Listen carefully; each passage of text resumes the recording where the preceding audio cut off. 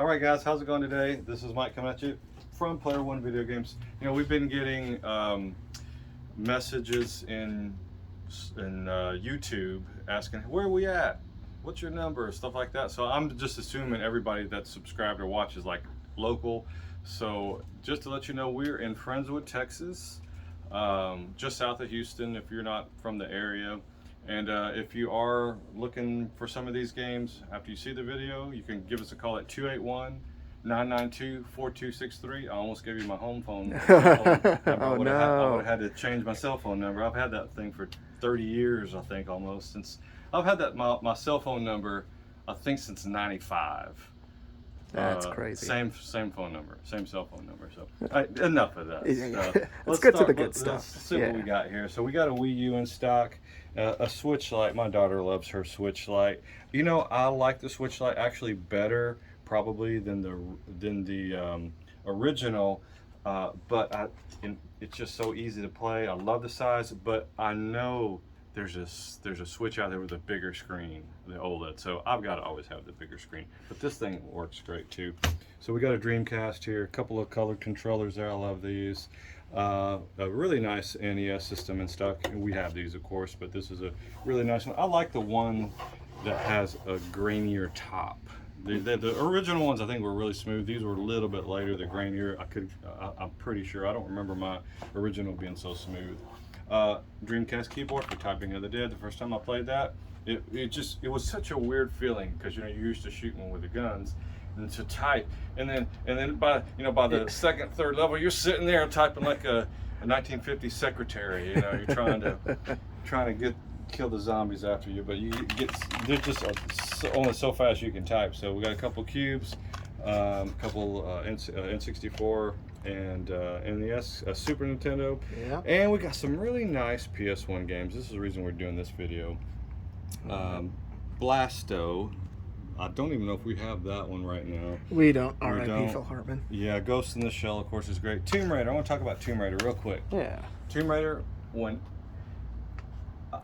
I don't remember. I remember playing it on a demo at a store the first time, and I do not remember where the store was. I think it was in Galveston, but I remember it was, to me, when I first played this one, revolutionary. Came out right after the PS1 came out, and what was to me was so odd and it kind of shocked me a little bit was killing an animal. It was a bear or a wolf or something at the beginning. I don't remember what it was, or something, or a dog. I don't remember. But I remember the feeling of killing an animal. I felt bad because that was the first time that I killed like a real looking animal in a game. And maybe I need to go see have some therapy for that or something. I don't know. This game made me go see it. Have some therapy, but I don't know. But it was just an odd feeling. But I knew one thing: it was revolutionary when it came out. I loved it, and we have some decent NES games in there. That Galaga is getting a little bit harder to come by. That Batman's great.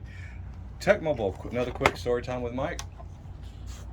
Generally, when I was a kid, you got to remember the 70s and 80s.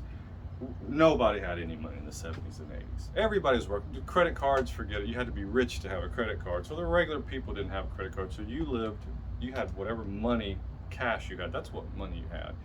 And so for that time, the only time I really got anything was at Christmas and my birthday. In between, you had to get it yourself.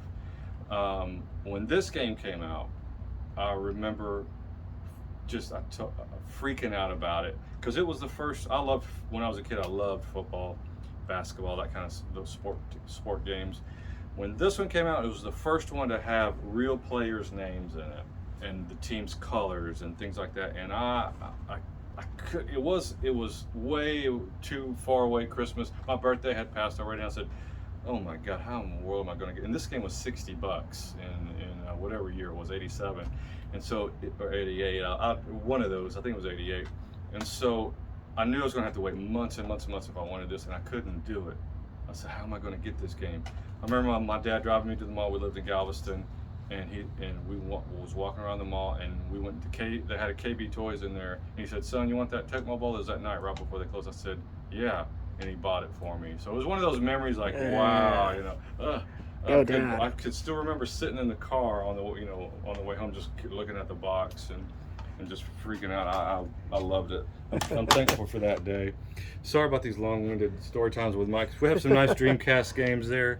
To me, the biggie in here is that jet grind. For me at least, that was. Let me tell another 10-minute story time with I don't have any more. So that's pretty good. So Mike, what would you consider pronouncing this game up on top? Where? Is it like KO? KO, yeah, that's what I was thinking. I do have a story with this one. I was about to say quick, cow, but KO. I think it was KO because he's a boxer, right? Yeah, exactly, with the gloves, so it makes sense. I used to review games for 2 websites from 99 to 01, and they would give you the game in the mail, send it to you, and you did the review, and your payment was the game. And this was one of them. Nice. Quickie.